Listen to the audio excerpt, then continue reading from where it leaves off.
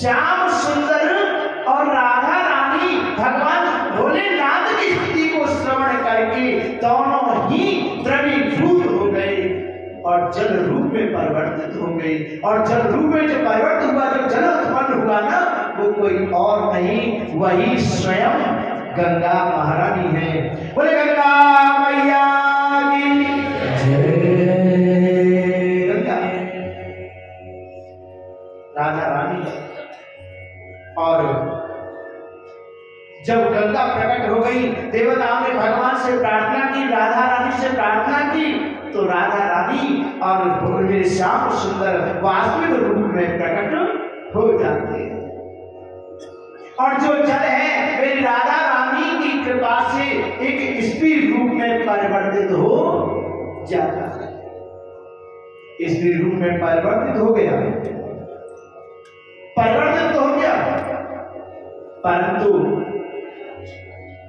राधा रानी के समक्ष वह गंगा खड़ी है, समस्त देवतागण खड़े हैं और नजरें बचाते बचाते गंगा मेरे श्याम सुंदर नीलमणि भगवान को निहार रही है। राधा रानी से यह सहन नहीं हुआ। राधा रानी से जब सहन नहीं हुआ तो भोले जो श्याम सुंदर भगवान हैं, उन्होंने राधा रानी को समझाया। और तो राधा रानी जब एक बार क्रोध में आ जाए तो फिर किसी के अंदर सामर्थ्य नहीं है जो उनके क्रोध को शांत कर सके। राधा रानी क्रोध में आकर के उस गंगा के जल का और पान करना चाहती है। राधा रानी डर करके और वहां से विलीन हो जाती है, श्याम सुंदर भगवान के अंदर समाहित हो जाती है। और जैसे गंगा अदृश्य हुई, संपूर्ण ब्रह्मांड का जल का अभाव हो गया, संपूर्ण त्रिलोकी में जल का अलोप हो गया, संपूर्ण त्रिलोकी में जल की कमी हो गई। बड़ा भयंकर अकाल पड़ा, चारों ओर हाहाकार मचने लगा। ब्रह्मा विष्णु शंकर वरुण इंद्र सूर्य चंद्रमा देवता ऋषि गण सब लोग गोलोक में राधा रानी के पास में आए और आकर के बड़ी सुंदर स्तुति की। मुनीन्द्र वंदवंदते त्रिलोक शोक हारिणी प्रसन्न भक्त पंकजे निकुंज भूविलासिनी नजेन्द्र भानु नंदनी ब्रजेन्द्र सूनु संगते कदा करिष्यसि मां कृपा कटाक्ष भाजनम कदा करिष्यसि मां कृपा कटाक्ष भाजनम। हे मुनि, ऋषि मुनियों के द्वारा वंदित सेवित, सभी को हमेशा प्रसन्नता प्रदान करने वाली, निकुंज में वास करने वाली, ब्रजमंडल को अपनी पवित्र धरा अपने चरण से पवित्र करने वाली, हर प्रकार की मनोवांछित मनोकामना को पूर्ण करने वाली, श्याम सुंदर की पावन अर्धांग स्वरूप हे राधा रानी, आपको हमारा बारंबार प्रणाम है। कृपा कटाक्ष भाजनम, आपने जो तिरछी नजर हमारे ऊपर की है उसे आप सीधी कर लीजिए, हमारे ऊपर अपनी कृपा को बरसाए। इतनी सुंदर स्तुति देवताओं ने की। राधा रानी प्रसन्न हो जाती है और प्रसन्न होकर के राधा रानी और कहने लगी, आप चिंता न करो, आपकी जो समस्या है उसका समाधान अवश्य होगा। तब राधा रानी ने भगवान श्याम सुंदर से कहा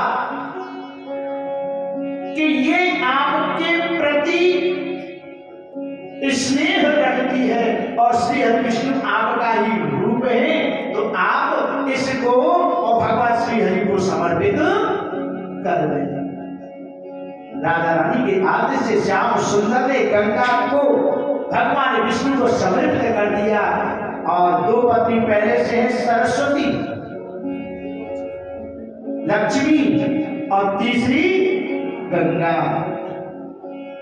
और जब इस प्रकार से गंगा भगवान को प्राप्त हो गई, इधर तीन भगवान के पास में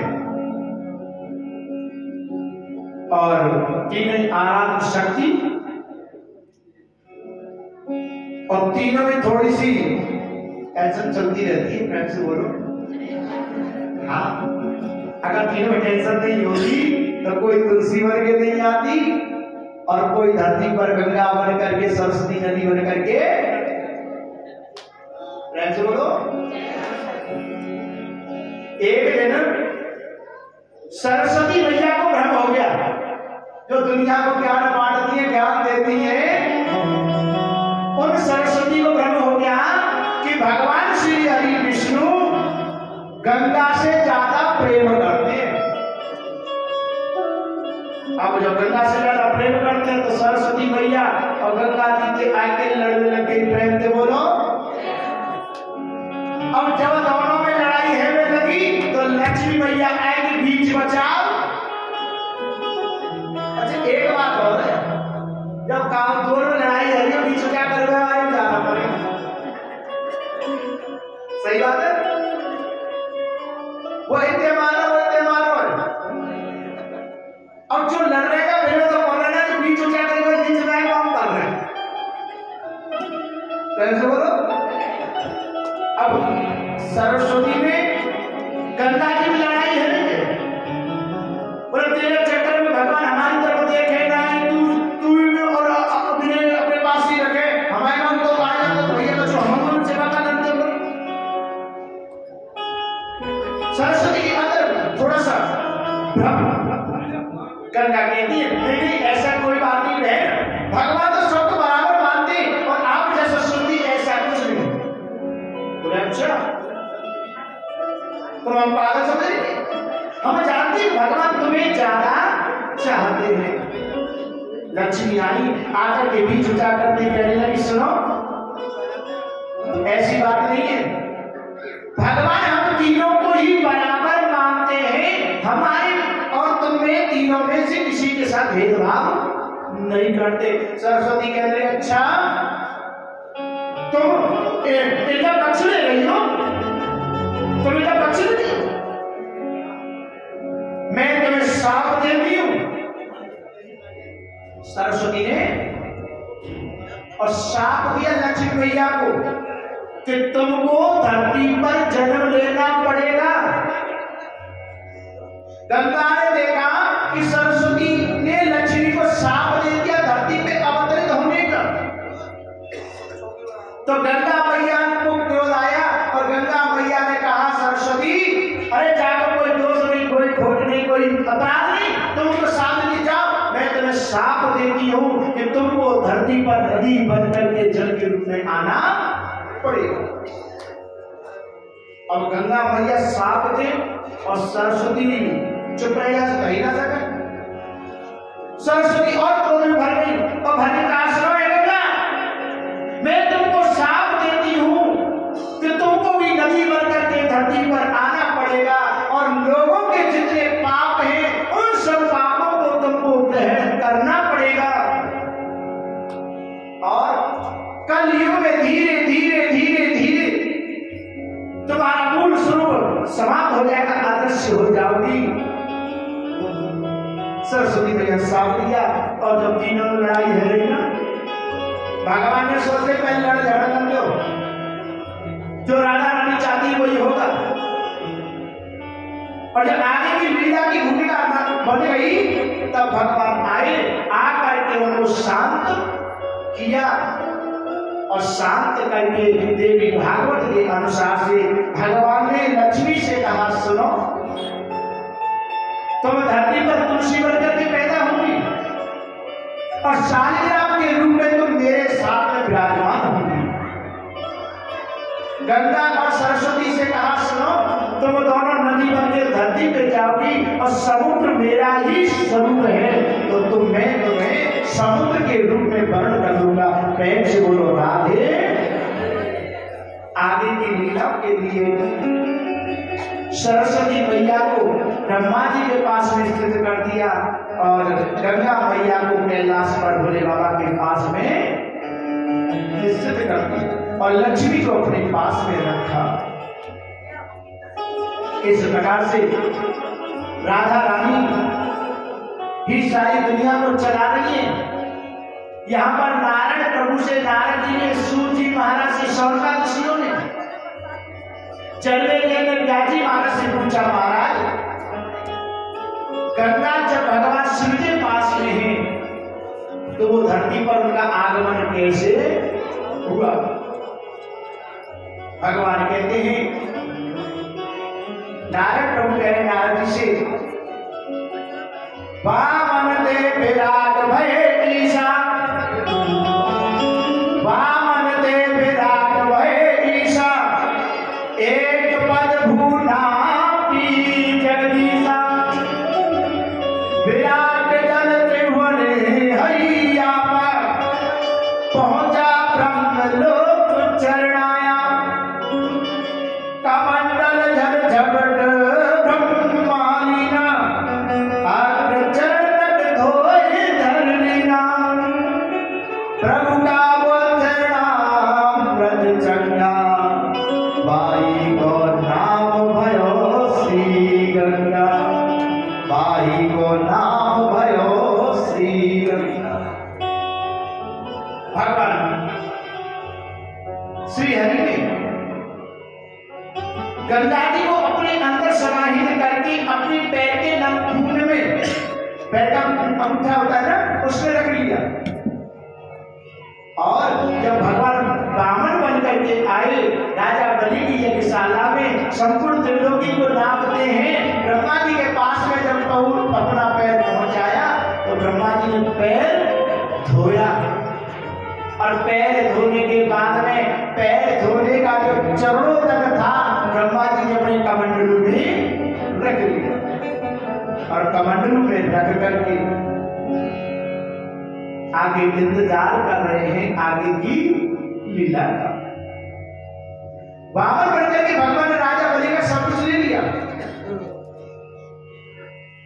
और इधर ये तो कथा हो गई अलग। समय आने पर अश्वमेध कर सगरी राजा, एक सतपूर्ण हो तब साजा, अंतिम यज्ञ करही देही, गुप्त रूप इंद्रभाग ही चुराई, अश्वमेध पाताल ही जाई और कपिल आश्रम पर भाग उदाई। सूर्यवंश में नाम के एक राजा और उन्होंने अश्वमेध यज्ञ किया और अश्वमेध यज्ञ करने के 99 यज्ञ कर चुके, एक संपूर्ण 99 यज्ञ कर चुके हैं, 100वां यज्ञ चल रहा है और 100वां यज्ञ पूरा होते ही हमेशा हमेशा के लिए देवराज इंद्र बन करके और सगर महाराज हो जाएंगे हमेशा के लिए। तो देवराज इंद्र नहीं चाहता कि 100 यज्ञ पूरे हो। ठाकुर जी की कृपा से आपका 22वां यज्ञ पूर्णावधि की ओर चल रहा है। कथा कभी पूर्ण नहीं होती है परंतु अवधि पूर्ण होती है। कथा कभी पूर्ण नहीं होती, कथा अनवरत चलती रहती है, केवल कथा की अवधि पूरी होती है। 22 यज्ञ पूरे हो गए। इस प्रकार से 100 यज्ञ करोगे तो आप भी देवराज इंद्र हो जाओगे। पर जरूरी है कि आपका लेवल 100 साल की उम्र में तभी कर पाएंगे। 1 साल में एक करके तो ऐसे बोलो। देवराज इंद्र ने घबरा करके सगर की अश्वमेध के यज्ञ के घोड़े को ले जाकर के कपिल मुनि के आश्रम पर बांध दिया। घोड़ा नहीं दिखता है, सगर की 60 सहस्र सुत खोजन भेजे, सब ढूंढ कतहु नहीं भेजे। पूरी धरती को ढूंढ लिया, कहीं पर घोड़ा नहीं मिला। और जब कहीं नहीं मिला ना, नहीं सबने हरण कर देवा, हरण असुर अब सब कर ही देवा। जब कहीं नहीं मिला तो निश्चित हो गया या तो किसी देवता ने या किसी असुर ने और हमारे यज्ञ ने घोड़े का हरण कर लिया है। इसीलिए घोड़े को ढूंढा जाता है और घोड़े को ढूंढते ढूंढते पूर्व दिशा खोजते जाई, पहुंचे कपिल आश्रम कहमाई। राजपुत्र घोड़ा कह देखा, मन में उपजा क्रोध विशेषा। अयोध्या के राजा है और अयोध्या के उत्तर दिशा की भूमि को, पूर्व दिशा की भूमि को खोजते खोजते खोजते खोजते पहुंच गए और क्या देखा, आंख बंद करके बैठे हैं, त्रिपुंड लगा रखा है, लंबी जटा लंबी दाढ़ी, घोड़ा बना है। ओहो, हमारे घोड़ा को चला कर यहाँ ले आया है और अब महात्मा होने का काम करता है। कैसे बोलो? और एक चोर, घोड़ा भी यही है, चोर भी यही है, ये कोई महात्मा नहीं, ये तो हमें बहकाने के लिए बहलाने के लिए भजन कर रहा है। मार दो, घोड़ा छीन लो। अब जैसे ही मार दो, घोड़ा को छीन लो, उल्टा सीधा नजर क्या क्या कहने लगे। और जैसे ये बातें कपिल भगवान के कानों में पड़ी, आवाज जैसे के कानों में गई, उनकी समाधि टूट गई और समाधि टूटी, आंखें खुली और जैसी शरण के पुत्रों पर पड़ी। देखा ऋषि मारन चाहे गुरु, उपजा क्रोध विशेष, कड़ी रगड़ी भस्मी भय रही अस्थि भर से। जैसे ईश्वर की समाधि खुली, देखा मुझे मारना चाहते हैं, आंखें खुलते ही दृष्टि पड़ते ही सगन के 60,000 बेटा और जल करके भस्म राख होकर के वहीं पर गिर पड़े। केवल फूल भर शेष बचे, अस्थियां। और जब बहुत दिनों तक बेटा नहीं लौटे तो सगन के बड़े बेटा है जिनका नाम है अंशुमान। अंशुमान को भेजा, बेटा जाके पता लगाओ, देखो तो सही आखिर बेटा है का घोड़ा है का। अंशुमान पता करने के लिए चला तो रास्ते में नारद जी मिले और नारद जी ने उनको बताया कि तुम्हारे भाई कपिल मुनि के शाप के कारण से, आंख की दृष्टिपात के कारण से और राग बन करके और सागर क्षेत्र में है।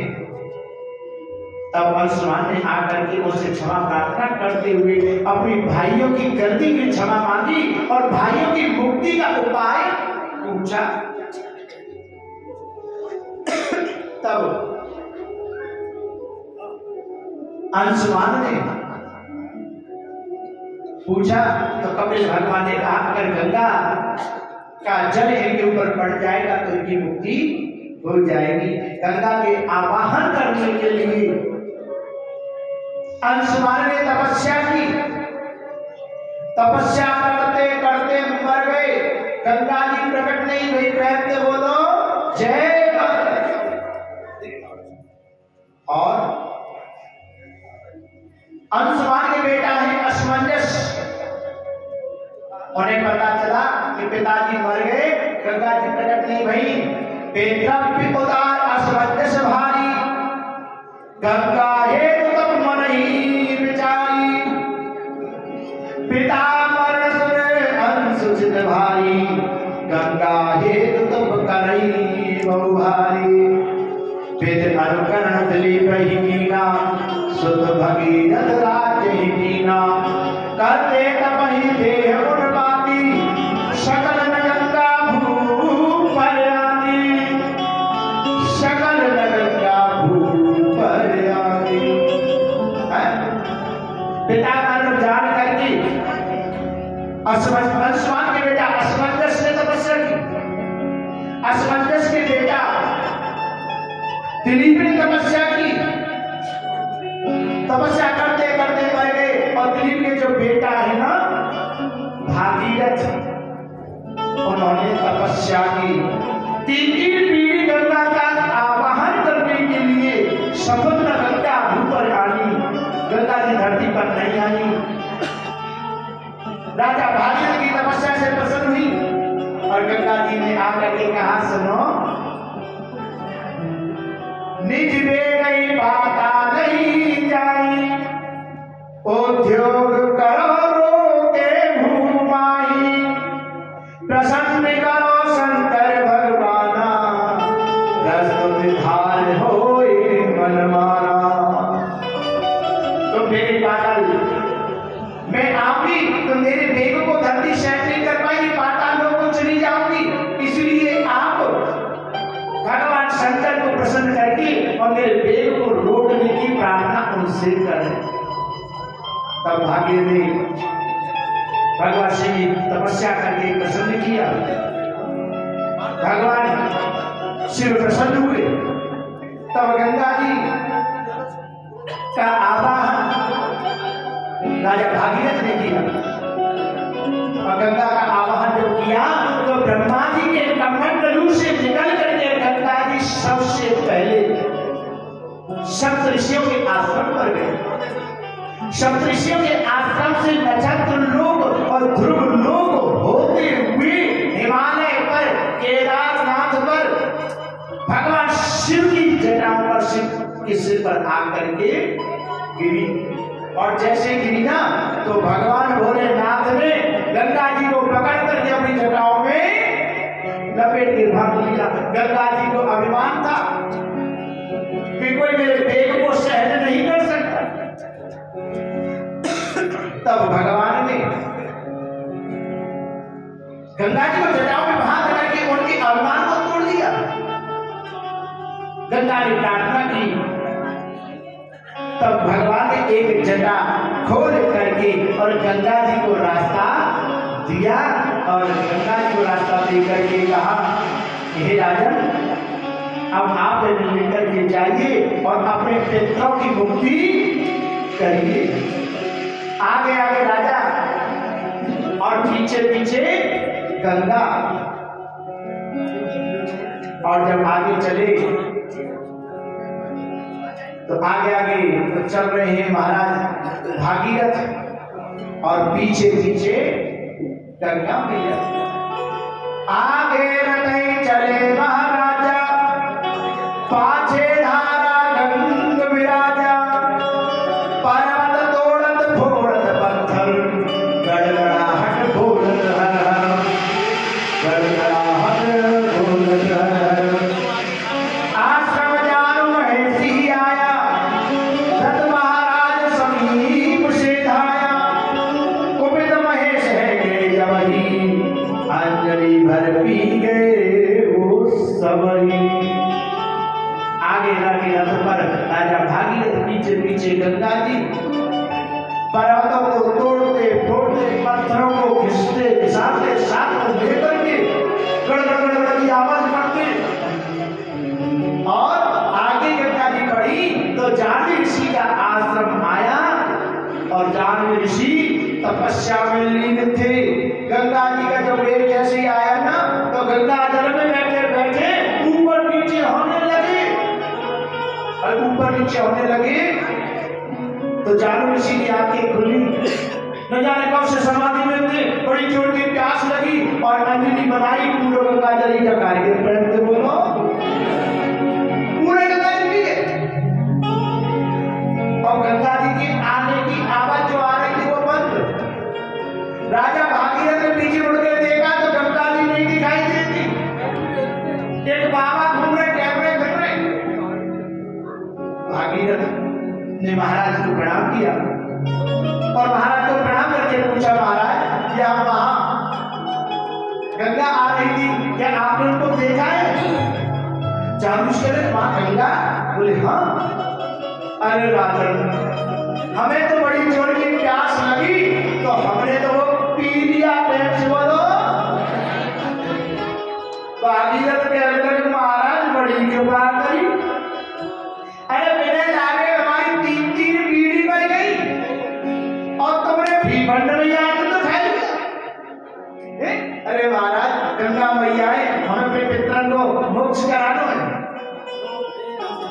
जाह्नवी ऋषि के मन में बड़ी गिलानी हुई। अगर गंगा जी को मैं बमन करके उल्टी करके बन निकालता हूं, बमन उल्टी होती ना उल्टियां, अगर उल्टी करके निकालता हूं तो गंगा जल झूठा हो जाएगा और झूठे गंगा जल से भगवान भोलेनाथ का अभिषेक। बड़ी गिलानी बड़ी दुविधा। तब अच्छा गंगा जी पिए ना, पानी पीते तो कहां जाता? पेट में। पेट में तो जाते। जाह्नवी ऋषि ने क्या किया? कहा कि सुनो गंगा जी मेरे पेट में, ये मेरी बेटी है, ये मेरी बेटी है। और जाह्नवी ऋषि ने अपनी कोख को चीरा, कोख को पेट को साइड से चीर करके और वहां से गंगा जी को रास्ता दे दिया। और जाह्नवी ऋषि ने अपनी बेटी माना, तब से गंगा जी का हो गया। बोले जाह्नवी मैया की मानो तुम्हें गंगा ना मानो तुम्हें पानी, मानो तुम्हें गंगा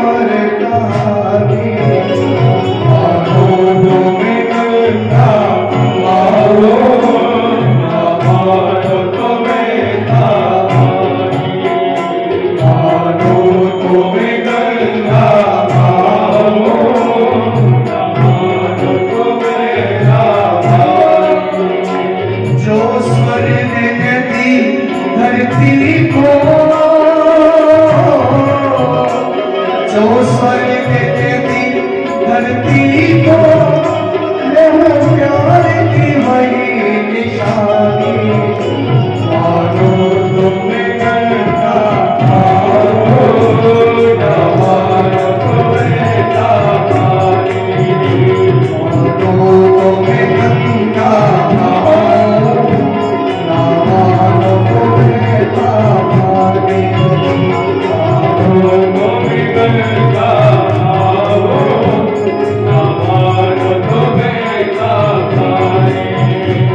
जो स्वर्ग की धरती को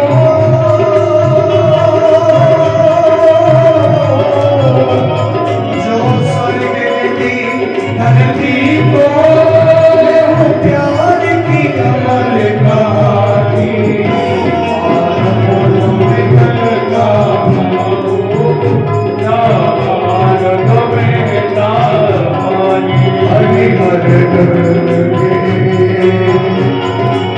हर हर गंगे हर हर गंगे हर हर गंगे हर हर गंगे हर हर गंगे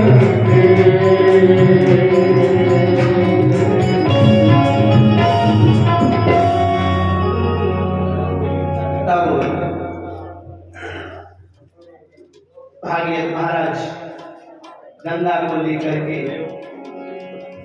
सागर क्षेत्र में पहुंचे और गंगा मां का जल जैसे ही उनके पितरों की राख पर पड़े, गंगा जल का स्पर्श होते ही उनके पितरों की मुक्ति हो जाती। और जहां पहले समुद्र को खोदा सागर के पुत्रों ने, उसके कारण से इस भूमि का नाम हुआ सागर, और बाद में गंगा मां पहुंची है तो नाम हो गया गंगा सागर। प्रेम से बोलो। मकर संक्रांति पर गंगा सागर के लिए आप जाते हैं ना, जिस गंगा सागर के लिए आप जाते हैं वह गंगा सागर क्षेत्र सागर के पुत्रों के द्वारा खोद करके समुद्र का हिस्सा, क्योंकि आप कुछ दूर तो तक पहुंच जाते हैं, उसके बाद पानी के जहाज के द्वारा जाना होता है। वह क्षेत्र सागर, और उस सागर क्षेत्र में गंगा पहुंच गई तो गंगा सागर। इस प्रकार से सरस्वती के शाप के कारण माता गंगा समुद्र रूपी भगवान श्री हरि विष्णु को प्राप्त हो जाती है और सागर के पुत्रों की मुक्ति करती है। तब से लेकर के सतत मां गंगा जगत जननी जगदम्बा गंगा रूप में हम पापियों के पापों को धो रही है। और कलयुग का इंतजार उनका समाप्त हो चुका है। धीरे धीरे धीरे गंगा का जो मूल स्वरूप है वो सिमटते चले जा रहा है, और एक दिन ऐसा आएगा कि मां गंगा इस धरती को छोड़ करके हमेशा के लिए चली जाए। गंगा जल को ढूंढते फिरी हूं, फिर मैं इधर नहाई का ढूंढते फिरी हूं। कदर कर लो गंगा मैया की। हाँ, गंगा जी तो हमने कहा तुम भाई, और ये अपना भैया हमारी तो बिल्कुल नहीं, बिल्कुल ही कैद हो गई हथनी कुंड के रूप में हरियाणा में। दुनिया सत्यानाश हो में अट्ठानाश को हरियाणा सरकार को। मनमोहन सिंह जब प्रधानमंत्री थे तो हालांकि बीजेपी का सपोर्ट करूं पर सत्यानाश भूमों में। केंद्र में मोदी की गवर्नमेंट, बीजेपी की गवर्नमेंट, हरियाणा में बीजेपी की गवर्नमेंट, और पूरी दुनिया के लिए महात्मा होकर के एक आदर्श राजनीतिक का जो प्रस्तुतिकरण कर रहे हैं योगी बाबा। यूपी में भी बीजेपी की गवर्नमेंट, तीन गवर्नमेंट होते हुए भी, और तीनों अपनी ही एक पार्टी फिर भी हथनी कुंड ने एक इतनी सी जगह हमारी गंगा यमुना मैया को ना दे। हाँ, बिल्कुल पूरी तरह से चौक बंद है। हम मथुरावासी को, ब्रजवासी को जो मिल रहा है ना, जो हमें मिल रहा है, वो दिल्ली को अमृत मिल रहा है। दिल्ली को अमृत हमसे पूछो, जब हमारे आश्रम के आते हैं, मेरे जहां निर्माणाधीन है लाडली किशोरी सेवा जो आश्रम, मेरी बाकी बिहारी जिला से छोटा सा भूखंड पर जो निर्माणाधीन कार्य चल रहा है, उससे मात्र 200 मीटर की दूरी पर ही बड़ा सुंदर आलीशान घाट बना है, कोयले घाट के नाम से। 84 की परिक्रमा वहीं से प्रारंभ हम कराते हैं, और जब 84 की परिक्रमा प्रारंभ कराते हैं, मां यमुना का पूजन करते हैं, और वो जैसे आचरण करे यमुना जल्ले में, तो उन पे कहानी दरबार हम देख के मन आगे में मनमोहन सिंह की गवर्नमेंट जिस समय थी तो बड़े बड़े आंदोलन किए। इस बीजेपी की गवर्नमेंट आने के बाद में अब कोई आंसर भी नहीं होता, कोई आंदोलन नहीं होता। इस देश की राजनीति इतनी गंदी है, तीनों जगह पर चाहे तो तीनों, अब कोई रुकावट नहीं है। सब हरियाणा में कांग्रेस की सरकार हमारी सुनती नहीं, कोई बहाना नहीं है। इसलिए मुझे दुख होता है कि जो धर्म के रक्षक होने का सबसे बड़ा जो ढोंग करती है, वो पार्टी ये यमुना मैया को हथनी कुंड से एक इतना सा भी रास्ता नहीं दिला पा रही। अन्यथा मेरी गंगा यमुना मैया वहीं पर कैद होकर के रह जाती है, और जब जरूरत नहीं होती है तब उसके रास्ते को ऐसा खोल देती है कि जब वो चलती है तो अपना रौद्र रूप धारण कर लेती है। तो मैं तो केवल इतना ही, अगर यहाँ कोई प्रतिनिधि बैठे हो, कोई उस पार्टी के कार्यकर्ता बैठे हो, हम तो लिख लिख करके देते देते परेशान हो गए। हमारा तो धैर्य जवाब देने लगा है। अगर आपके यहाँ से अगर कोई रिट या कोई एप्लीकेशन या कोई पत्रिका किसी कारण से पहुंच जाए, तो शायद हो सकता है कि हमारे मोदी जी सोच लें कि भाई अब तो यमुना मैया को मुक्त कराने की आवाज राजस्थान से भी उठने लगी है, तो शायद हमारी यमुना मैया वहां से मुक्त हो जाए और हमको भी शुद्ध यमुना जल प्राप्त हो जाए। प्रेम से बोलो जय माता दी, प्रेम से बोलो जय माता दी। अब यहां पर नारद जी ने, नारायण भगवान का नारद जी का सम्मान चल रहा है। नारद जी ने भगवान से मां आद्या शक्ति के माया रूप का दर्शन करने का निवेदन किया कि प्रभु मैं आद्या शक्ति के माया का दर्शन करना चाहता हूं, आद्या शक्ति की माया स्वरूप को दर्शन करना चाहता हूं। भगवान नारद कह रहे नारद जी मत करो, पर नारद प्रभु मुझे माया भगवती की माया का दर्शन करना है। बोला अच्छा, तो एक बार माया को दर्शन करायो, बंदर को मुंह बन गए, फिर उठना चैन पड़ो। बोले प्रभु वो माया थोड़ी, वो तो तुम्हारी लीला थी, वो तो तुम्हारी लीला थी। बोले अच्छा वास्तव में माया देते नहीं? बोले हाँ। तो चलो चलो भगवान और नारद जी को लेकर के धरती पर आ गए, और धरती पे आकर के कहा सुनो, ये सामने सरोवर बना है ना, इस सरोवर में जाकर के स्नान करो। नारद जी सरोवर में स्नान करने जब जाने लगे ना, भगवान कहने लगे सुनो सुनो सुनो सुनो, ये बीना और तुम्हारे करतल माला झोली करती सब हमारे पास रख दो। नावे समझ जाओगे का? अरे जो भी कपड़े अधोगति बना समझा रख दो, केवल तौलिया लकड़ी की घोचा हरा रंग लेकर दो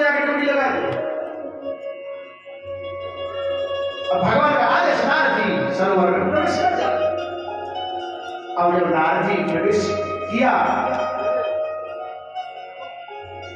तो अब सरोवर में प्रवेश तो नारद जी करते जा रहे हैं, पर पीछे मुड़ के देखते जा रहे हैं तो भगवान को नाटक तो ना कर रहे। अब भगवान नाटक देख रहे, भगवान तो बैठे बैठे मुस्कुरा रहे, प्रेम से बोलो। व्यास जी कहते हैं राजा जन्मे जय, भगवान जब जब मुस्कुराते हैं, जब जब हंसते हैं ना, जब भगवान हंसते हैं तो उसकी हंसी में सारी दुनिया हंसती है। पर नारद जी समझ नहीं पा रहे भगवान मुस्कुरा रहे, हंस रहे, क्यों हंस रहे। नारद जी ने भगवान को मुस्कुराता देख करके और सरोवर में जा करके जैसे ही डुबकी लगाई, नाक पकड़ करके डुबकी लगाने के लिए जल के अंदर गए तो थे नारद जी, और डुबकी लगा करके जैसे ही बाहर निकले, नारद जी का जो स्वरूप था वो एक स्त्री के रूप में परिणित हो गया, बदल गया। और जहां भगवान थे वहां पर कुछ नहीं है, सरोवर है केवल, कुछ भी नहीं। नारद जी धीरे धीरे स्त्री बनकर के सरोवर से बाहर निकले, और बाहर निकल करके जैसे आए ना, तो नारद जी को जो कुछ याद था वो सब कुछ धीरे धीरे भूलते चले जा रहे।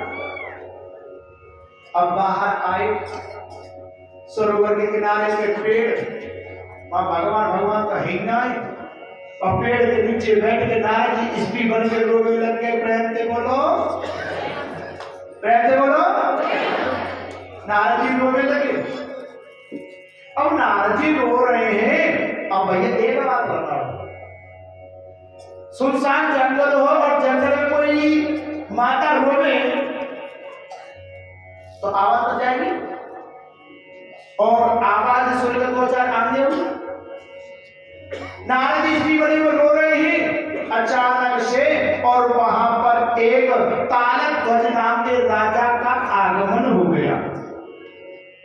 तालध्वज राजा आए, आकर के पूछा, देवी आप कौन है, काहे क्यों रो रही है, आपके माता पिता कौन है, आपकी शादी हुई है कि नहीं हुई है।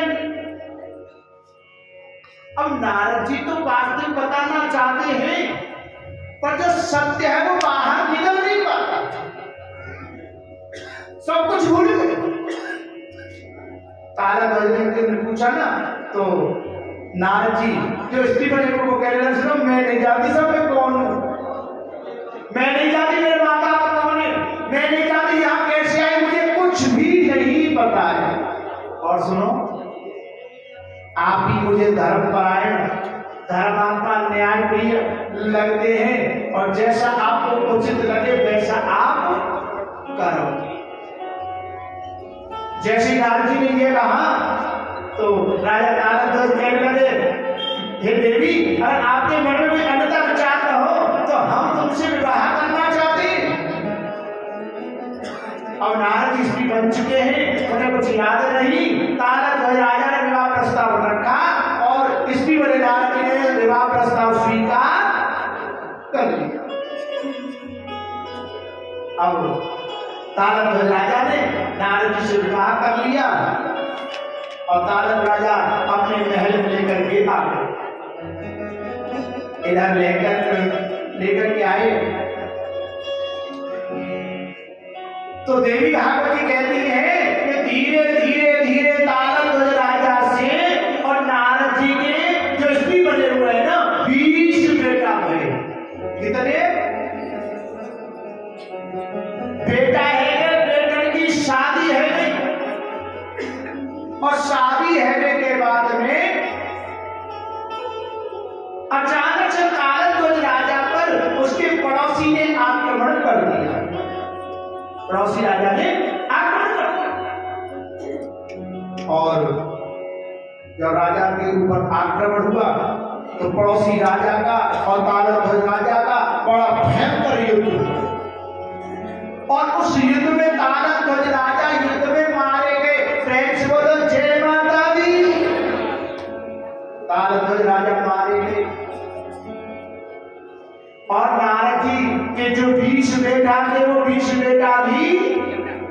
मारे गए।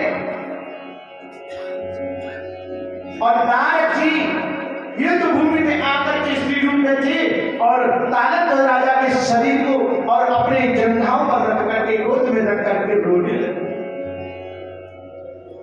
अचानक से एक वृद्ध पुरुष आया और आकर के कहने लगा, आप अपना चिंतन करो कि आप कौन हैं। अच्छा एक बात बताओ, अगर कोई श्रीमानी चले जाए और उनकी धर्मपत्नी रो रही हो और वहां आके कोई उपदेश करने लग जाए तो क्या होगा?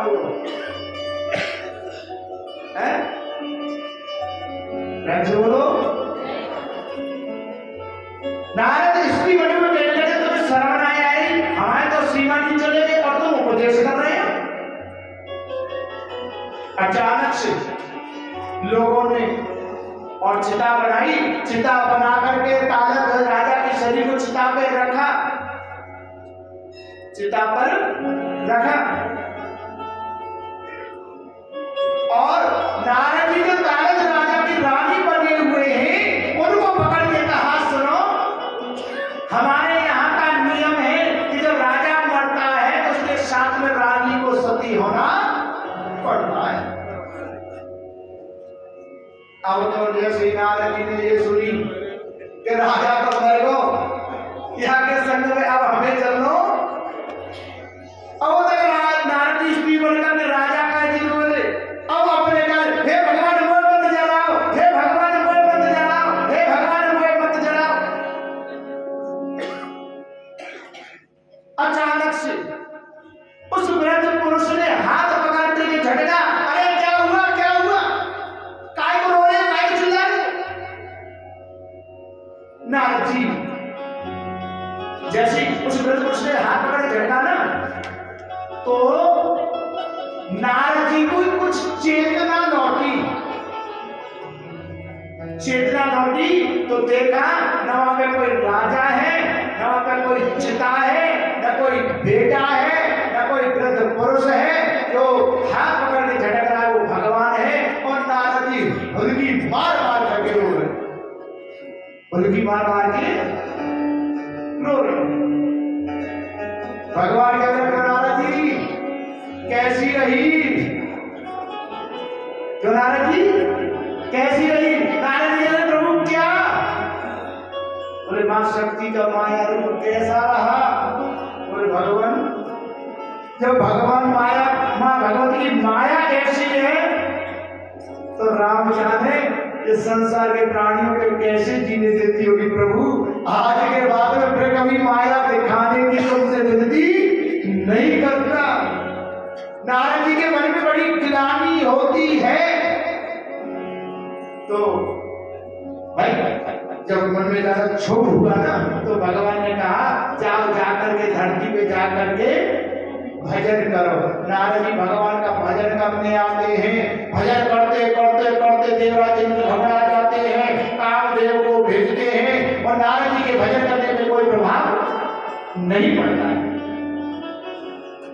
और जब कामदेव को नारद जी ने जीत लिया, भगवान भोलेनाथ से जाकर के कह दिया, भगवान भोलेनाथ ने कहा, सुनो तुम्हें बोलते थे कह रही है भगवान विष्णु देव मत किए कामदेव मेरे पास में आया तो शादी करवा ली और कामदेव में पराजित करके आया हूं। तो भगवान ने बताया तो मना कर रहे, बोलते चिड़ रहे भगवान, मैं तो जरूर बताऊं। नारद जी भगवान के पास पहुंच गए और जाके सब राजस्थान कहते, भगवान ऐसे तपस्या कर रहे हो, कामदेव आए और भरपूर कोशिश कर रही, वो परास्त नहीं कर पाए, मैंने कामदेव जीत लिए।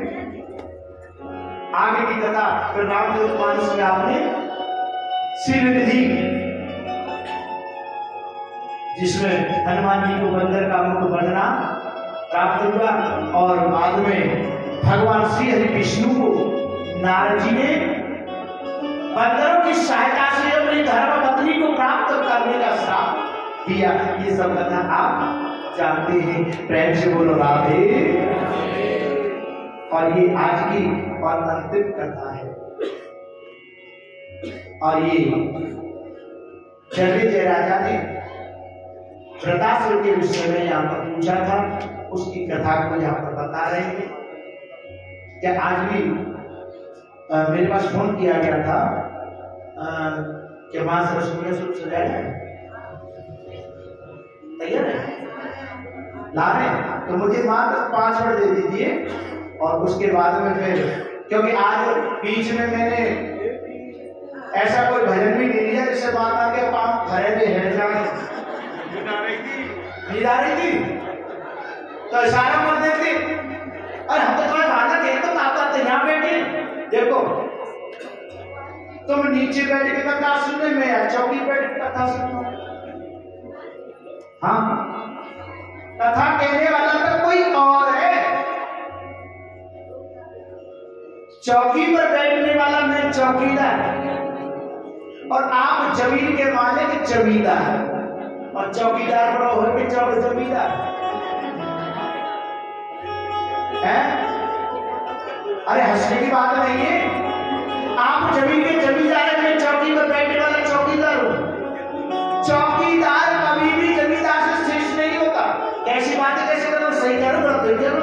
अच्छा वो एक बात बताओ, कौवा श्रेष्ठ होता है कि हंस?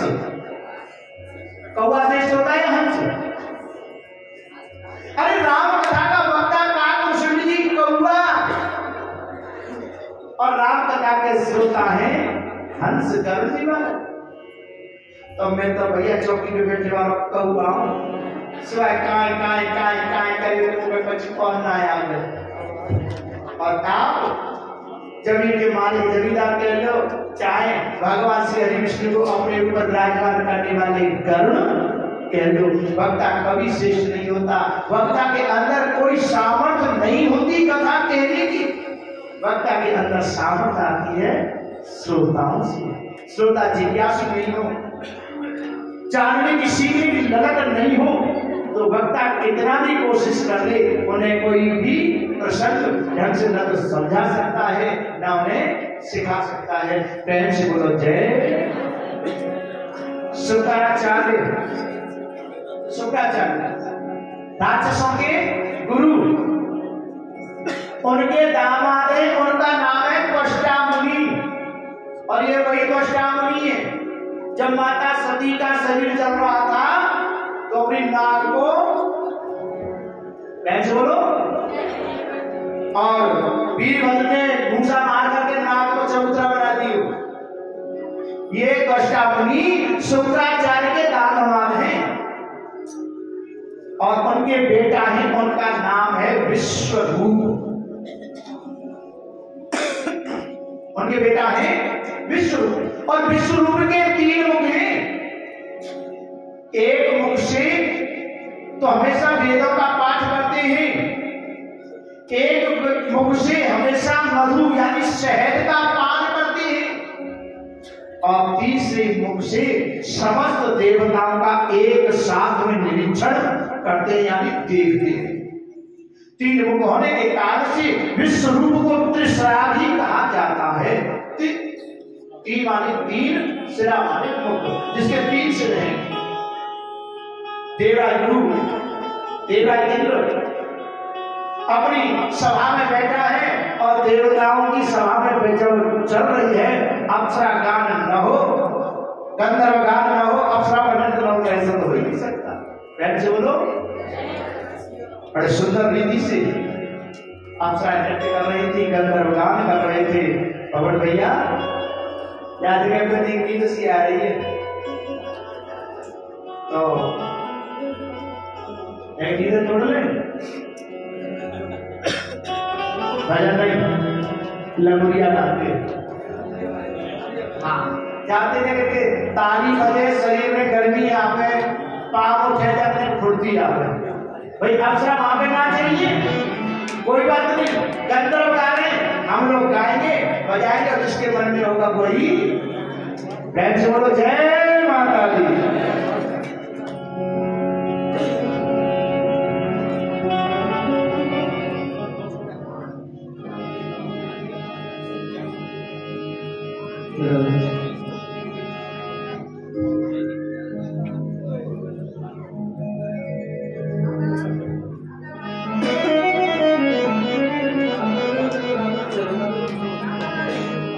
आइए।